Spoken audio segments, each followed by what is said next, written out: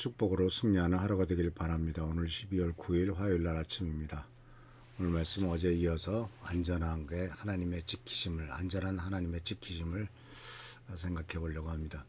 성경 말씀에 보면은 특히 느헤미야에서 보면은 이스라엘이 이제 바벨론에서 포로가 되고 끝나고 난 다음에 돌아오거든요. 근데 첫 번째로 돌아왔을 때 그들은 어쨌든 성전을 지었습니다. 근데 성전을 지었지만은 아직 예루살렘 성벽이 무너진 채로 상당히 오랜 기간 방치되어 있었습니다. 성벽도 무너졌고 성벽의 문도 다 불타서 없어졌고 있던 상황이기 때문에 이 성벽이라고 하는 것은 그 당시에는 적들이 쳐들어왔을 때 그 성 안에 있는 사람들을 보호하는 1차 방어막이었는데 그 성벽이 무너졌다라고 하는 것은 언제든지 적들이 무너진 틈을 타고 들어와서 약탈하고 죽일 수 있는 이와 같은 위험에 노출되어 있었다라고 하는 사실이죠.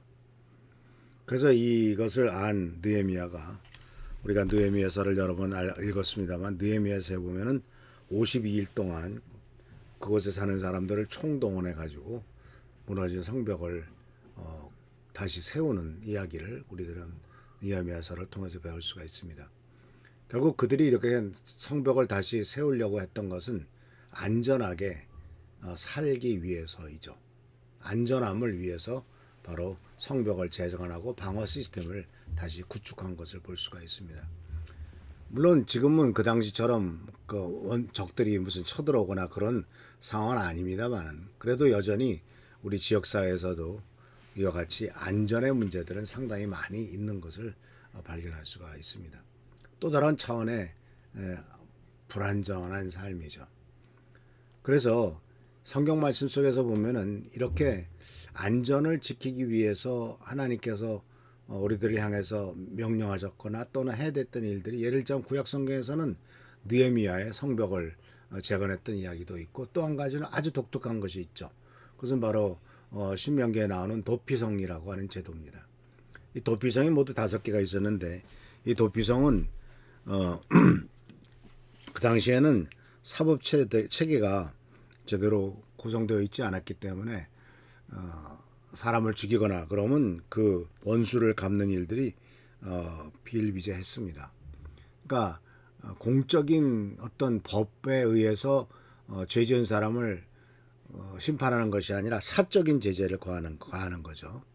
근데 사적인 제재라고 하는 것은 사실은 조금 그 감정이 섞일 수가 있고 지은 죄보다도 더 많은 대가를 치르게 하기도 하는 이런 문제가 있지 않습니까? 더군다나 이렇게 고의로 사람을 죽이거나 해친 것이 아니라 어떻게 실수로 해서 사람을 죽이는 경우도 없지 않아 있는데, 그런 경우에도 이렇게 원수를 갚으려고 하면 꼼짝없이 당하게 되었을 때 그런 사람이 그렇게 고의로 범죄를 저지른, 고의가 아니라 실수로 범죄를 저지른 사람이 공정한 재판을 받을 수 있도록 도망쳐서 보호함을 받을 수 있도록 만든 것이 바로 이 도피성이라고 하는 제도죠. 그러니까 구약 성경에서는 어느 나라에서도 없었던 제도가 이 도피성입니다.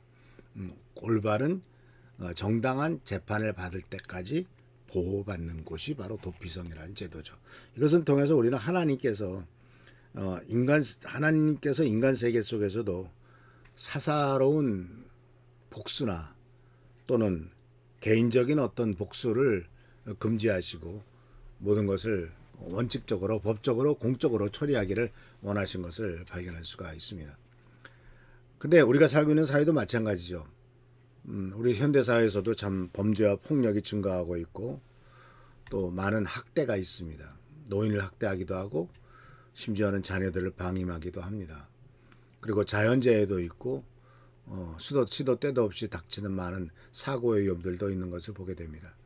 이런 일을 당했을 때 우리들은 정말 안전하게 살아야 되고 안전을 하나님이 지키실 것에 대한 원하는 것이 많죠. 그래서 사실은 이러한 안전망에 대해서 교회 중심의 안전망을 구축하는 것이 절대적으로 필요하죠. 우리들은 성도들이 어디가 아프가 어떤 문제가 있다 그러면 즉시 연락이 돼서 같이 기도하고 쫓아가고 찾아가고 하는 일들이 이루어져 있죠. 이것은 바로 위기 가정과 위기에 빠진 사람을 도와주고 응급 상황에 대응하기 위해서 만들어진 것이라고 볼 수가 있습니다. 그래서 이와 같이 하나님께서는 우리들을 향해서도 안전하게 교회가 성도들에게 안전하게 지역사회에서 안전하게 할 수 있도록 해야 될 것을 하나님께서 원하고 계신 것을 보게 됩니다. 그래서 지역사회의 안전을 지키는 역할을 우리가 교회가 감당해야 될 것이고 또 이웃과의 소통을 통해서 나 혼자만이 할 수 없기 때문에 상호 돌봄을 하는 것이 필요하죠. 그래서 느헤미야 4장 13절에 보면은 내가 그 성벽 뒤 낮고 넓은 곳에 백성들이 그들의 종족을 따라 칼과 창과 활을 가지고 서게 하고 결국 그들을 지키고 보호하기 위해서 성벽을 쌓는 사람들을 지키고 보호하기 위해서 무기를 가진 사람들을 배치한 것을 볼 수가 있죠. 전도서 4장 12절에서도 한 사람이면 패하겠거니와 두 사람이면 맞설 수 있나니 세 겹줄은 쉽게 끊어지지 아니하니라라고 말씀하심으로써 혼자보다도 둘, 셋이 훨씬 더 잘 안전하게 살아갈 수 있음을 보여줍니다.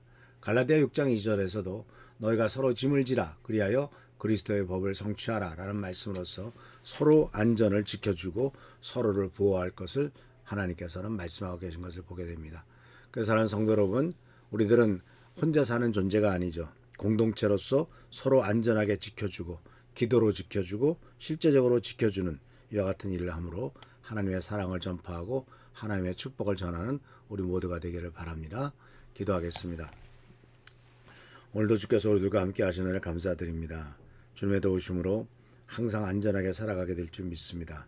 주님 우리를 지키시는 분이고 우리가 서로를 서로 또한 지키라고 말씀하셨사오니 우리가 이를 잘 감당하도록 하시고 주께 영광 돌리며 서로를 보호하는 우리 모두가 되도록 축복하여 주옵소서. 오늘도 함께 하시고 축복하시고 지어주실 줄 믿사옵고 예수님의 이름으로 축복하며 간절히 기도하옵나이다. 아멘. 오늘도 주님의 은총과 은혜 가운데 승리하는 하루가 되기를 축원합니다. 할렐루야 축복합니다.